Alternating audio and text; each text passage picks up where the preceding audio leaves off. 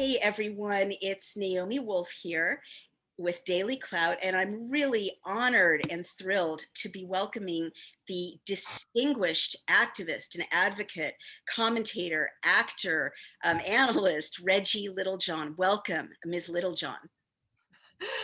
Well, welcome, Miss Wolf, but you can call me Reggie. So, Thank you so much. So your bio is pretty incredible. I'm just going to share with people who might not yet be familiar with your work, though they all should be, that you are the founder and president of Women's Rights Without Frontiers, which is an international coalition organized to expose and oppose forced abortion, gendercide, and sexual slavery in China.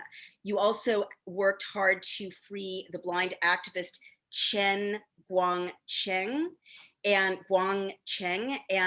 you have been the vanguard of a left-right human rights and humanitarian coalition to end forced abortion and gendercide in many areas. You've been a keynote speaker for March for Life Canada, a National Right to Life Convention in Dallas, an acclaimed international expert on China's one-child policy. You've testified 6 times at least in front of the United States Congress. You graduated from Yale Law School, and you're just such a powerful voice for women. So welcome to you. We're really glad to have you. I'm so happy to be here, Naomi. Thank you very much. So I'm going to start with the question that I know a lot of my audience wants to understand. I've always had no problem knowing that feminists come in all political stripes, and that feminism shouldn't be a litmus test with just one policy position that is legitimate. So we do not, Women's Rights Without Frontiers is committed to stopping forced abortion and the sex selective abortion of baby girls in China. So yeah, I mean, most of our supporters are pro-life. And in terms of being a feminist, I called myself a feminist when I was in college, but I don't really call myself a feminist anymore because it can really mean anything to anyone. And there are things that certain people identify as being feminists that I agree with, and then other people identify other things as being feminists and I don't agree. Then let's just drop that term. You are a powerful advocate for women's equality and women's human rights, who also opposes forced abortion. To the extent that people believe in choice, forced abortion is not a choice. So when I'm an attorney, as you mentioned, I was practicing law in the San Francisco Bay Area, and I represented on a pro bono basis a woman who had been forcibly sterilized. This was in the mid-90s. So she had been literally picked up and dragged out of her home, held down to a table. They performed the operation without anesthesia. Oh, God. Right. She said she felt like somebody was holding a blowtorch inside of her. Oh, my God. The pain was indescribable. And sure enough, she ended up with a massive infection, and she had chronic back pain, chronic abdominal pain, and chronic migraines, I believe, for the rest of her life. So it was from the time that operation happened to the time that I represented her, which was a number of years. And that's how I found out that I knew that China had a one-child policy. I'd never stopped to think about how it was enforced. Yeah, me either. Yeah. And that's how I found out how it was enforced, through forced abortion up to the 9th month of pregnancy, forced sterilization, infanticide. Oh my I mean, God. these are human rights issues. These are not, this goes beyond the life issue, pro-life versus pro-choice. I mean, these are like crimes against humanity. So everybody has to care about them, whether you're pro-choice or you're pro-life. So can I ask, does China not enforce the one-child policy also by making contraception readily available, or is it really, mostly these very brutal methods? Okay, so there's a dual answer to that question. Contraception not only is readily available, it's coerced. So they have coercive contraception. Wow. Okay, so if you're not married, or if you are married and you've had your quota of kids, or they have like a waiting period between the first child and the second child under the two-child policy, and then between the second child and the third child under the three-child policy. Okay, if you get pregnant, well, when you're supposed to be during the waiting period, first of all, you can end up with a forced abortion. But secondly, they will forcibly insert like an IUD into people's wombs. Oh God. Okay, so and I understand in Xinjiang, where the Uyghurs are, that the IUDs are such that they have to be surgically removed. Like they take out the little whatever it is that can. All right, you're putting your. Sorry, I'm sorry. It's All right, just I'll stop. horrible. I'll stop. No, no, Okay. you have like I can't be so squeamish, right? Like, No, no, I think it's good. I think it's good that you're squeamish. I mean, that is a normal response. Everyone should be utterly appalled and just find this really hard to listen to. shocking. Um, So so so basically it sounds like they force women to, as you say, have contraception whether they want to or not. It's not like, oh, here's your birth control pill for free. It's like, I'm going to insert this IUD and you like it or not. I'm going to remove it surgically, like it or not. And then forced abortion and forced sterilization. This is so brutal, and it sounds like really targeting women, right? It doesn't sound like oh they're yeah. are they forcing men to have vasectomies? Yes, but rarely. So, but I need to clarify something because Sure. they've moved from a one-child policy to a two-child policy to a three-child policy. All right. And so people are going to, I think that there's going to be people who are listening to us and they're going to be saying, well, and this is what the Chinese government says. Well, that was in the past. We're not doing that anymore. And I just want to say this, that the new rule under the three-child policy, which just came into effect a couple months ago, is every couple is allowed to have 3 children. So I see you immediately shaking your head because you got it. Okay. What it means is you must be married in order to have a child. So Wow. unmarried women may still be subject to forced abortion. And then you have the whole issue of the Uyghur women in Xinjiang, which they call East Turkestan. Chinese government renamed it Xinjiang, where the Chinese Communist Party is committing genocide in Xinjiang, East Turkestan. So that was originally declared by Secretary of State Pompeo, and it was affirmed by Secretary of State Blinken, and Nancy Pelosi and everybody else agrees that genocide is happening in Xinjiang. And one of the main ways that it is happening is forced abortion, forced sterilization, and infanticide. Now, this information is not coming directly out of Xinjiang because Xinjiang is like a black box, okay? You can't get any information out of there. But people who have escaped Xinjiang, including medical personnel, are talking about how rampant forced abortion and forced sterilization and even infanticide is in Xinjiang. Now, you may know that there are between 1 and 3 million people who have been interned in what I think is accurately called concentration camps in Xinjiang. They're forced labor camps. One of the main excuses the Chinese Communist Party has stated as the reason that they've been put into these camps is that they have too many children, meaning under the two-child policy that they had 3 children. Oh my God. So now that we have a 3-child policy, I have called upon the Chinese Communist Party to release every parent that is in those camps because they had 3 children and restore their children to them. Oh my God. Now, to my knowledge, that has not happened. So you're saying that if you're a Uyghur living in what you know as East Turkestan, but an area that the Chinese have renamed, right, as part of dissolving the history and culture of the Uyghurs, as I understand it, correct? Right. And if you had the misfortune to, or the fortune under normal circumstances to have 3 children under the two-child policy, you could be in an internment camp, which really sounds like it meets the United Nations definition of a concentration camp, right? I mean, people can't leave, right? They're being Oh, held. you cannot leave. Absolutely not. Okay. So you rightly are calling on all the people, because the law is now changed, who had 3 kids to be released and sent back to their kids. But the magnitude, the horror of this is really sinking in. Parents of 3 children were separated from their 3 children Right. because they had 3 children. The family was broken up, and the children, what happened to the children? Are they given to relatives, or who raises them? Okay, so they are put in orphanages or um, or boarding schools where they are taught Chinese and where they are brainwashed to reject their religion and their culture and to adopt Chinese culture, Chinese language. And listen, Naomi, I want to tell you something else that I found.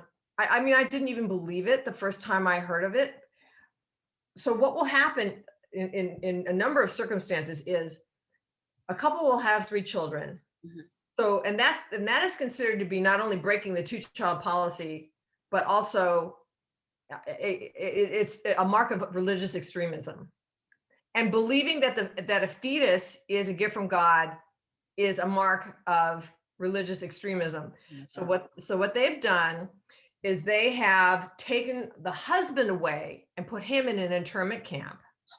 They leave the wife and the children in the home, and they move a Han Chinese man into that home.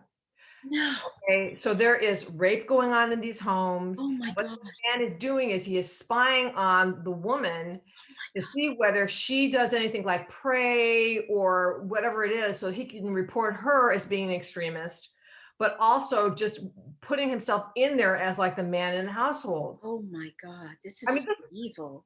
I know you can't even believe it. I could not believe it. It took me a long time and multiple sources of reading about this to finally believe that this is actually happening. It's just so unbelievable to the Western mind. Extraordinary.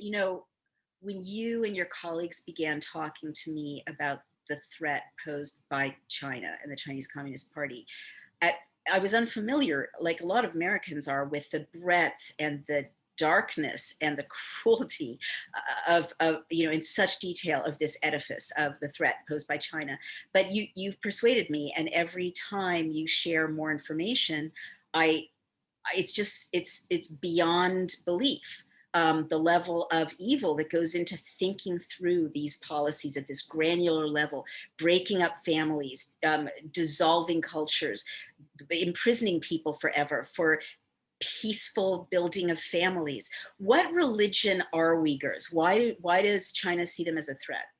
Well, they're Muslim mostly, but I don't think that it's the fact that they're Muslim is the reason that they see them as a threat. I think that if they were Christian, if they were Jewish, if they were Buddhist, if they were Falun Gong, if they were anything else, what the Chinese Communist Party hates is anyone who believes in any religion. I mean, they are officially atheistic and they posit really themselves as God. So in the United States, for example, we have um, our founding fathers were believing people of faith that believe that we are human beings created by God in his image. And because of that, we have infinite dignity and we have inalienable rights that cannot be taken away by the government.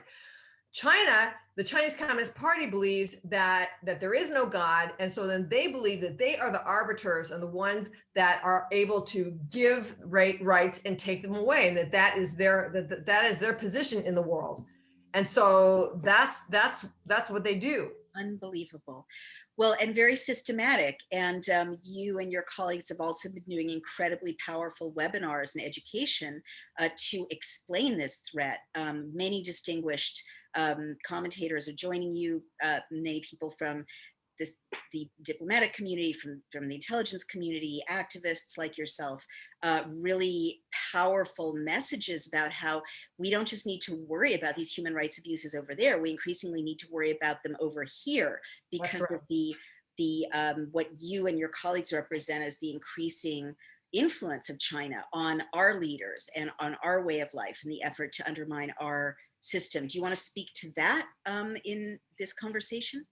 Well, the Chinese Communist Party. Oh, no, but let's go before that. For centuries, possibly millennia, there's something in Chinese culture where it's called Middle Earth, like where heaven and earth meet. And the Chinese Communist Party has interpreted that to mean that they are the center of the world and really the center of the universe. And their goal is to become the hegemonic or the leading dominant power all over the world. Wow.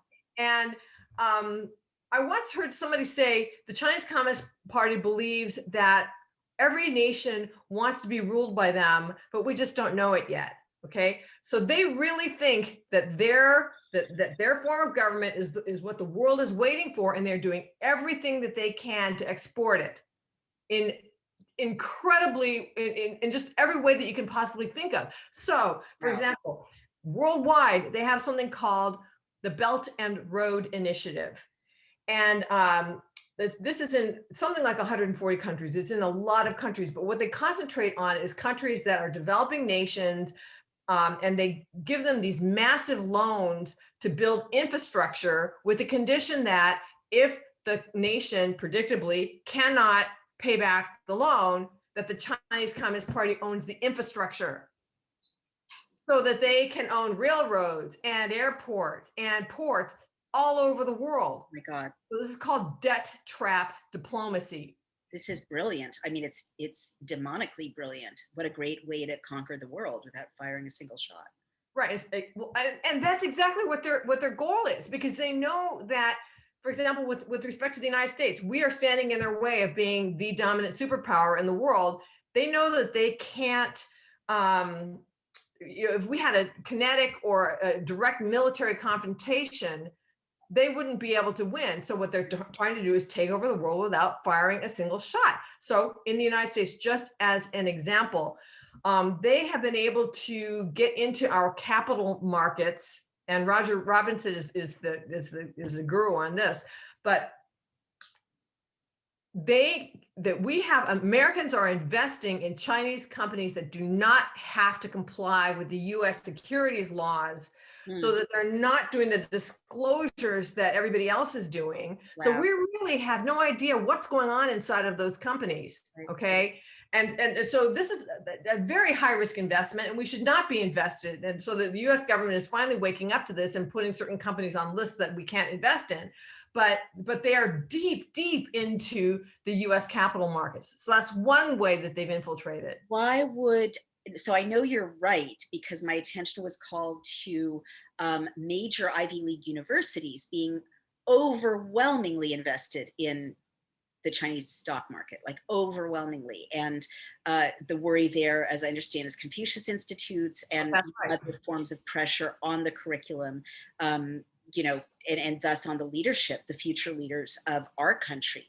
I've said once before, I think this is why this time is so uncomfortable for us. It's not just the pandemic, it's that we're being asked to think like Chinese communists, instead of Westerners. And it's a completely different thought process. The fraying of bonds, the rigidity, like do everything the way everyone else is doing it, the spying on each other, the reporting each other, the state managing our footsteps and what we put on our faces and what we put in our bodies. It's not Western.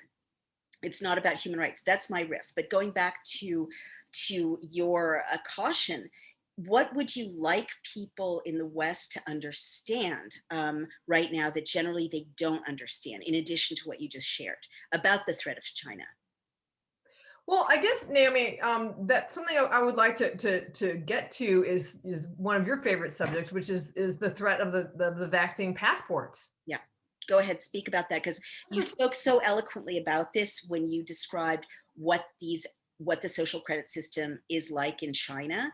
And I had early on, as you and I have bonded over, warned people that the vaccine passports could be a social credit system easily, but you actually know about the Chinese social credit system. So please tell us your concerns. Well, I mean, I just have to say that, that you were the first one that brought this to my attention, because I know about the social credit system. I did not realize that the platform that is used by the vaccine passport can incorporate all the functionality of the social credit system in a matter of minutes. And you are the one that brought that to my attention. And it was a video that I watched of you that got me going on this whole endeavor. Now we've got this whole website and webinar and petition and letter to Biden and all this other stuff now. So thank you for your inspiration on that. Thank you. But to talk about the social credit system in China, they use the social credit system to control the population. It's a tool of mass surveillance and totalitarian control. And they track all these different elements. So obviously they have your name, where you work, where you live, your facial recognition, your social media posts, your internet spending history, Oh my your internet search history, your credit cards, your bank accounts, and your religious activities, whether or not you participate in what they call Xi Jinping thought, which is a brainwashing program. You get points for doing that. You get deducted points if you don't do it. All right. And then your real-time geolocation, where you are at every moment. And it's all put together in a centralized database and accessible through your phone. Okay. So as you said, these digital vaccine passports, we're not talking about paper passports. And we're not talking about the vaccine. I'm not an anti-vaxxer, okay? I think everybody should have their personal choice of whether they want to be vaccinated or not. I don't question anybody's decision on that. What I'm talking about is a digital vaccine passport that is mandatory, and that you say, and that Jay Valentine, who designed the fraud detection software for eBay, has also said that all the functionality on the Chinese social credit system can be put on these vaccine passports. So what does China use this for? They come up with a number. When they put all these things together through artificial intelligence, they come up with a number that has to do with whether you are a reliable or a good citizen or not. So if you are a good citizen, that would mean you have a clean clean criminal history, but also you never did an internet search that they don't like you never searched for what happened on Tiananmen Square, or what Uyghurs and genocide, or shouldn't the Olympics be moved from Beijing? If you do any of those searches that they don't like, or if you buy something they don't like, your score will go down. And if your score goes down, then you will not be able to do things like borrow money to buy a home, get your kid into a good school. You might lose your job. You won't be able to travel. If your score goes down below that, they can shut off your access to your credit cards and your bank account, which is in a cashless society, which is what they have. That's catastrophic. You can't pay your rent. You can't buy food. And if it goes below that, then you can be disappeared in a matter of minutes, because they know exactly where you are at all times through your phone. So we don't want that in this country. And thank you, Naomi, for what you've been saying, is that this is like the last step towards totalitarianism, or even fascism is the word that you used. And you've played probably the most critical role of raising the awareness of this in the United States and possibly worldwide. So I'm just trying to help. Well, thank you for those kind words, but as you know, one voice alone doesn't do much. It's very powerful to have your voice bringing all of your expertise and this additional detail that I really didn't know, except in general brushstrokes, about how it really works in China. And I'll just chime in and say, you've added detail to what I intuited, but every single functionality that you've described that imprisons the people of China can indeed be added to a vaccine passport, as you say, within half an hour. And, when we were last together in person, you very kindly said, I'm just going to repeat it for validation, that you've checked with other technologists. Is it possible to add these functionalities so easily to a vaccine passport? And I don't want to put words in your mouth, but you seem to have gotten the response from people on the left and the right who know about technology, digital technology, that indeed it is that easy to add those functionalities. Is that a fair summary of what you said? The main person I'm also relying on, I rely on you, but I also rely on Jay Valentine, who, as I mentioned, he said that that these things could be added quickly, and he was in our webinar and on vaccine passports, and what he said was that in the United States, we're already surveilled in all of these different ways. We already have our geolocation, and there are elements of facial recognition. Our internet search history is there. Our internet spending history is there. Our social media posts are there permanently in digital form. But the difference between the United States and China is that it does not feed into a centralized database. True.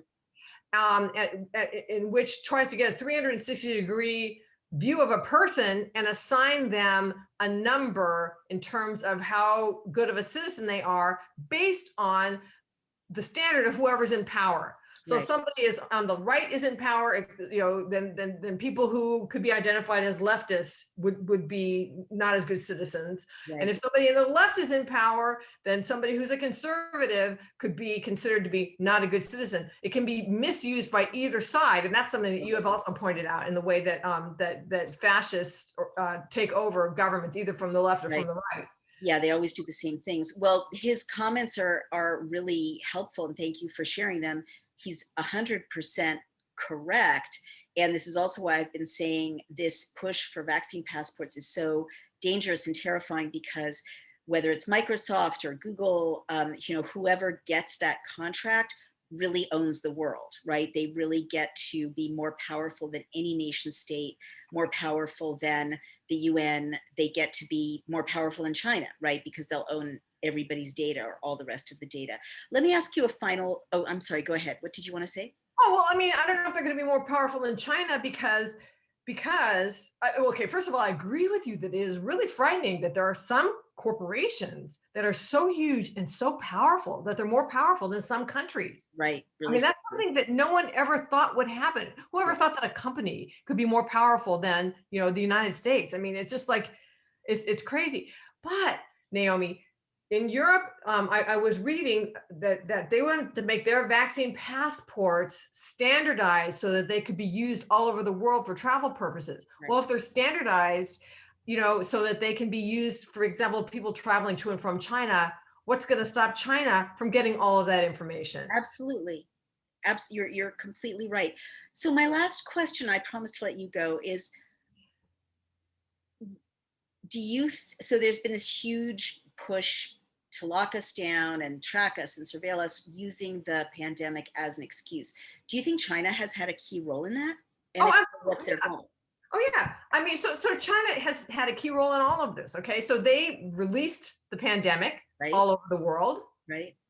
and then they are the ones whose model that we have been following Right. in handling it, like locking everybody down, requiring masks, and all of that.